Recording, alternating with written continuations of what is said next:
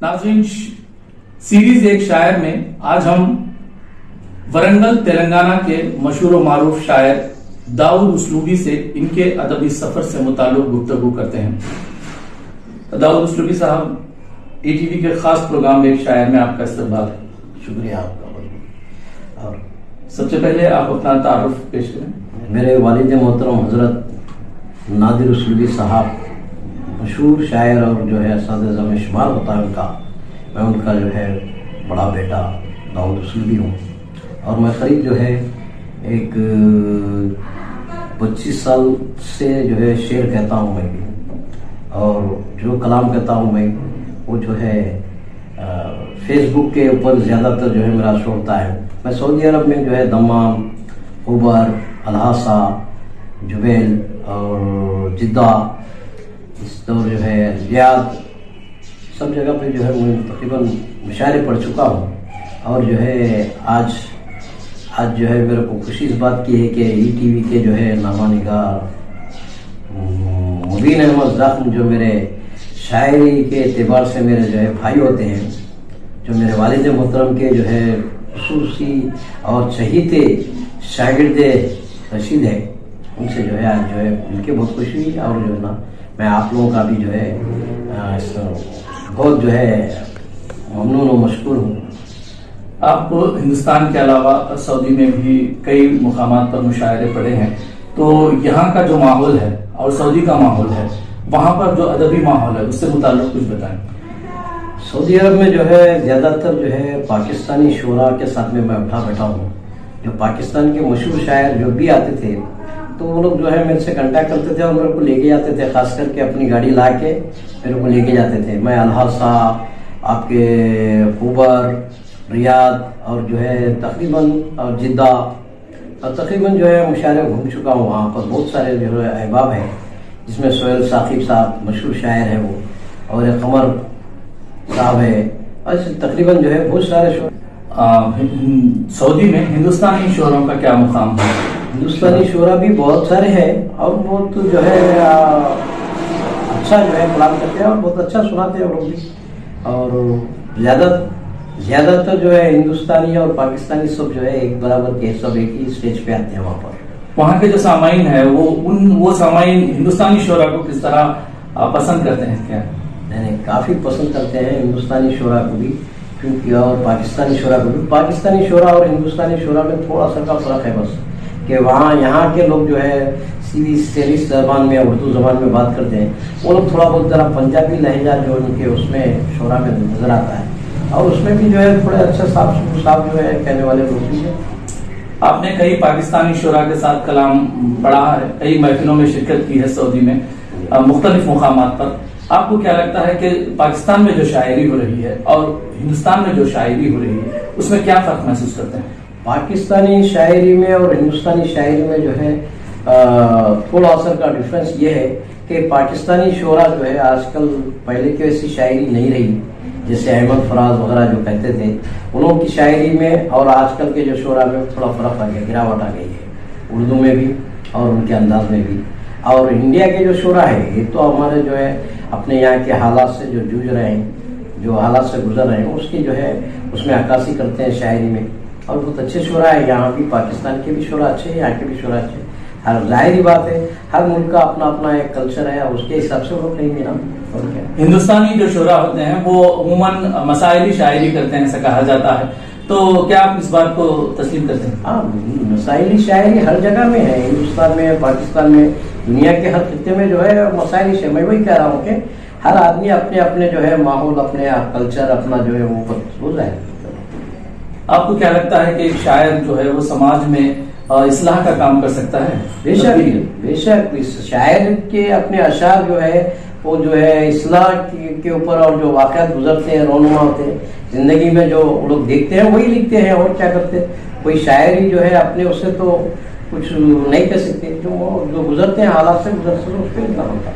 और तकरीबन शोरा ऐसे है यार, जो अपने हालात से, माहौल से, जो आजकल नफरत का जो बाजार गर्म है जो है, उससे भी मुतासिर होकर बहुत सारे शोरा जो है उसमें आप बयान ही हकीकत बयान करते हैं बहुत सारे लोग। और जो है उसमें जो है थोड़ा ये पहले जैसा न बोला जाता, जैसा شاعری میں جو ہے زلف رخسار کی باتیں ہوتے تھے وہ اب نہیں رہے، اتنا زیادہ نہیں ہے، تھوڑے شعرا ہے وہ بھی کہتے ہیں، اور تھوڑے لوگ کرنٹ ٹاپک پہ جو ہے کہتے ہیں، جو آج کل شاعری کرنٹ ٹاپک پہ چل رہی ہے بس۔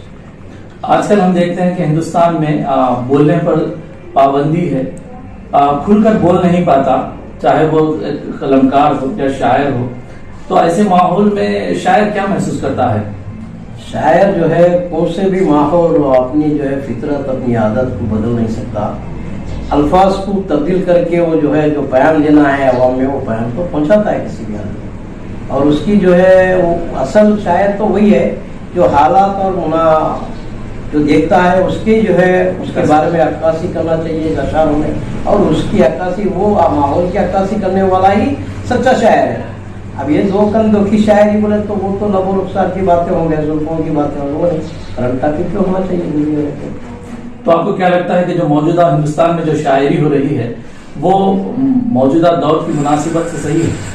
اب ہر دور میں جو ہے اپنے حالات سے اس سے متاثر ہوتے لکھے ہیں، اب چاہے وہ ہم کتنے بھی سینئر ہو شعرا ہو، 40 سال 50 سال 60 سال پہلے جو شاعر آج وہ شاعری یادگار ہے، اس کے نقوش تو نہیں مٹ سکتے، مگر ابھی بھی جو ہے جدیدیت میں تھوڑے الفاظ تھوڑا وہ کرتے جو لوگ شعرا شاعری کریں، بس بہت اچھا ہے۔ آپ ظاہری بات ہے حالات اور اس کے مطابق ہی شاعری ہوگی نا۔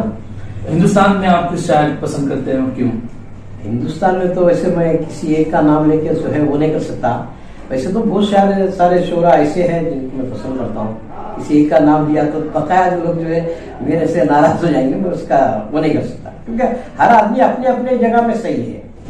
محفوظ کہیں کوئی علاقہ بھی نہیں ہے، محفوظ کہیں کوئی علاقہ بھی نہیں ہے، گھر لوٹ کے آنے کا بھروسہ بھی نہیں ہے، محفوظ کہیں کوئی علاقہ بھی نہیں ہے، گھر لوٹ کے آنے کا بھروسہ بھی نہیں ہے، سوچوں کے سمندر کا کنارہ بھی نہیں ہے، ایک بار جو ڈوبا ہے وہ اٹھا بھی نہیں ہے، جب بھی کاغذ پہ غم دل نے قلم رکھا ہے، سارے الفاظ کو بادید نم رکھا ہے، سوز رکھا ہے علم رکھا ہے غم رکھا ہے، میری خاطر یہ جو رکھا ہے کم رکھا ہے، جو اپنی سوچ کا محور بدل نہیں سکتا، کبھی وہ وقت کے ہمراہ چل نہیں سکتا، ہم جو الفاظ کی جاگیر لیے پھرتے ہیں، ہم جو الفاظ کی جاگیر لیے پھرتے ہیں، نظر و فکر کی تفسیر لیے پھرتے ہیں، صلیب وقت کا جو شخص بوجھ ہوتا ہے، اسی کے سر پہ تو کانٹوں کا تاج ہوتا ہے، ذرا سی بات پہ جو بھی حواس کھوتا ہے، ذرا سی بات پہ جو بھی حواس کھوتا ہے، تمام عمر کی پونجی سے ہاتھ دھوتا ہے، تمام عمر کی پونجی سے ہاتھ دھوتا ہے۔ اور اسی غزل کا مقطع ہے کہ زمانہ اس کو ہی کہتا ہے چار اگر داؤد، زمانہ اس کو ہی کہتا ہے چار اگر داؤد، زمین غم میں جو خوشیوں کے بیج بوتا ہے۔